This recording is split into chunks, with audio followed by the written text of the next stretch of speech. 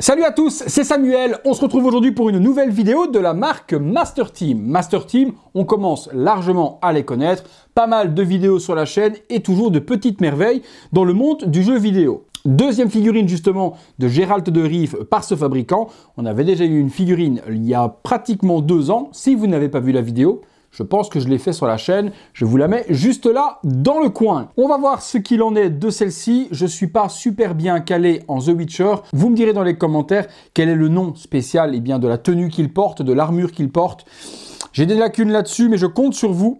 Et je compte surtout sur mon ami Cyrilla, que vous êtes nombreux à connaître sur les réseaux sociaux et spécialiste de The Witcher, de m'aider dans les commentaires sur les origines de cette armure. Visuel de la boîte, on a la tête qui reprend l'emblème que porte Geralt autour du cou. The White Wolf, donc le loup blanc, 1/6 scale collectible figure. C'est de la marque Master Team, même chose sur le côté. Sur l'arrière, le chiffre 3 de The Witcher 3, puisque la figurine est tirée de ce jeu vidéo-là. The Master Team, et puis le wording habituel. Ce qui nous intéresse, comme d'hab, c'est ce qu'il y a à l'intérieur. On est parti pour le contenu.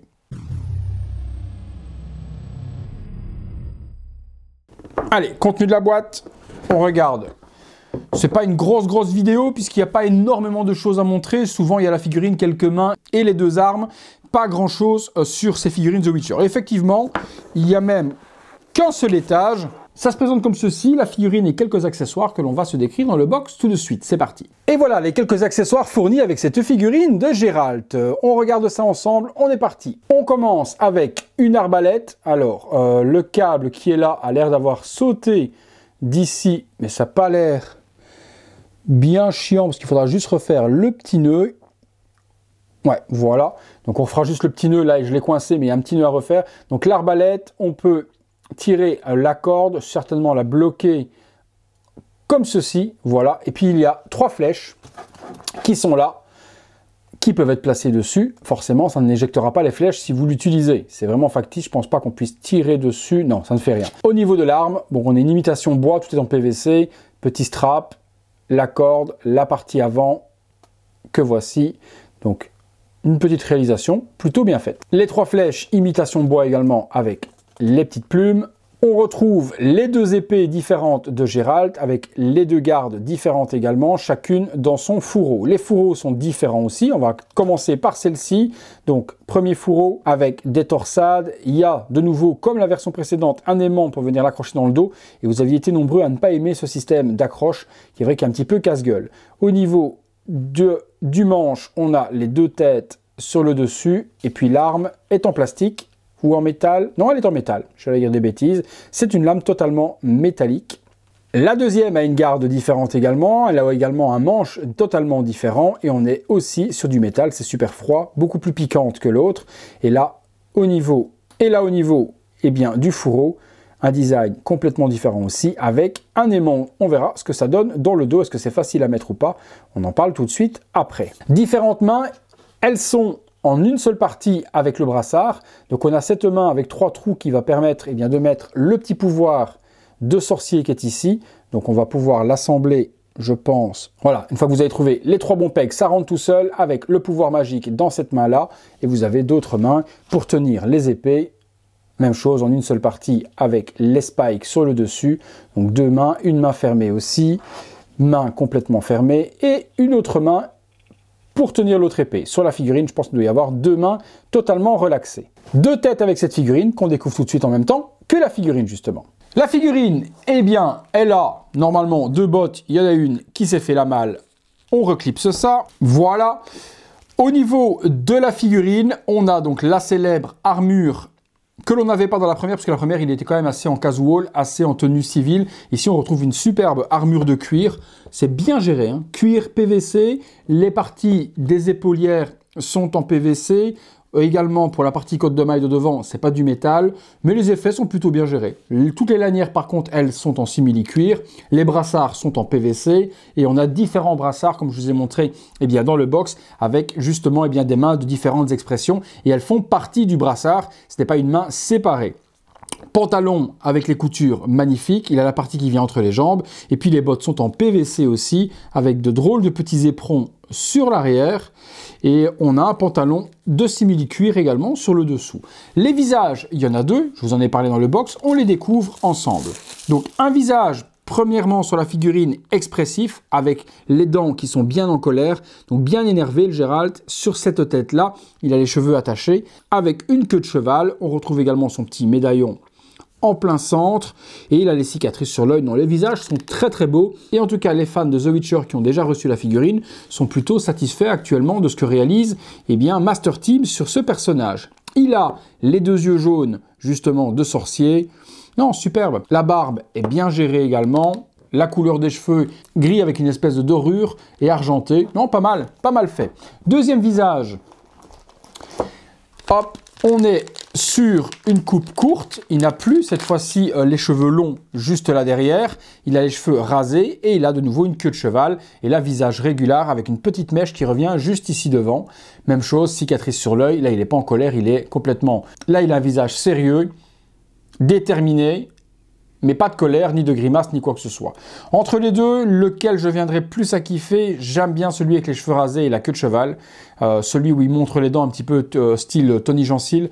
Je ne suis pas ultra fan et forcément pour ce type de tête expressive, il faut donner une position dynamique. Avec celle-ci, on met une pose muséum, ce que moi j'aime sur les figurines généralement. Donc celle-ci sera beaucoup plus adéquate à ce genre de pose. Non, pas mal, vraiment pas mal. Alors on va regarder, vous avez été nombreux à vous plaindre de l'accroche des épées. On va voir ce que ça donne. Alors, où est-ce que j'ai des accroches?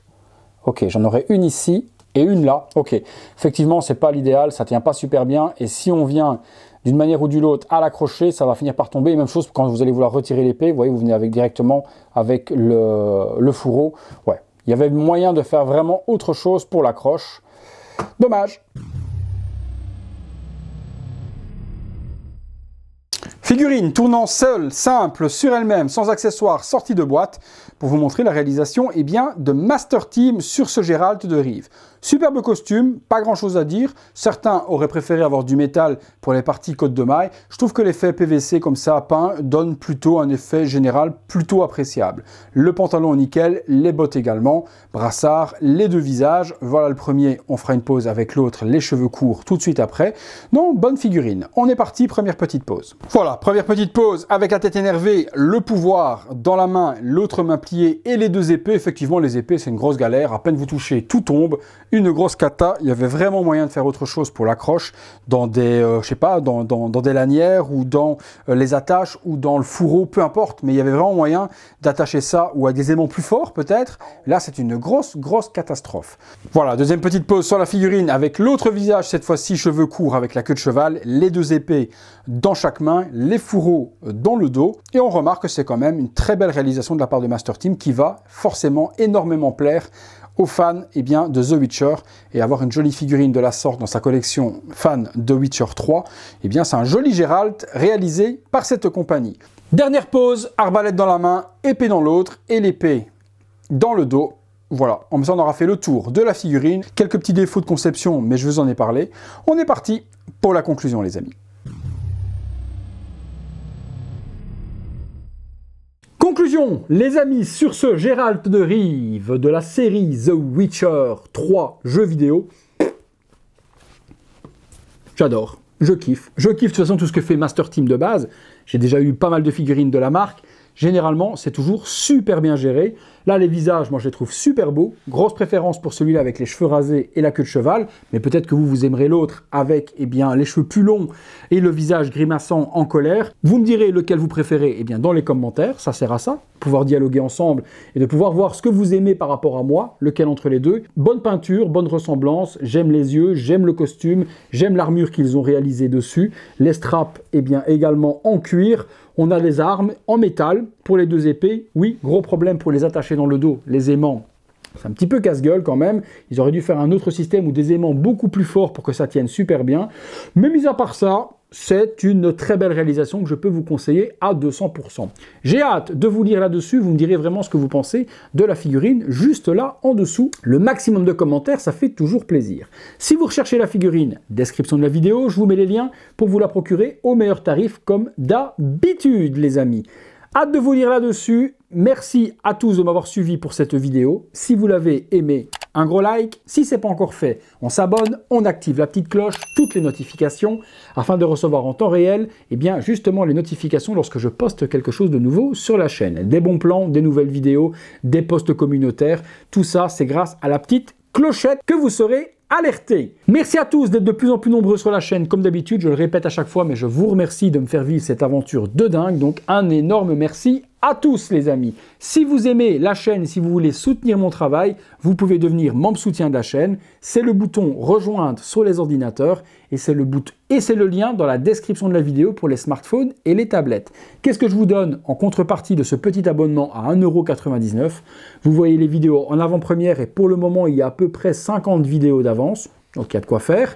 Vous participez au concours que j'en organise et également vous soutenez mon boulot pour toutes les vidéos que je vous sors tous les soirs à 19 h 30. Merci encore à tous d'être de plus en plus nombreux. À très bientôt les amis pour une prochaine vidéo. C'est tout pour Gérald et c'est tout pour moi. À bientôt.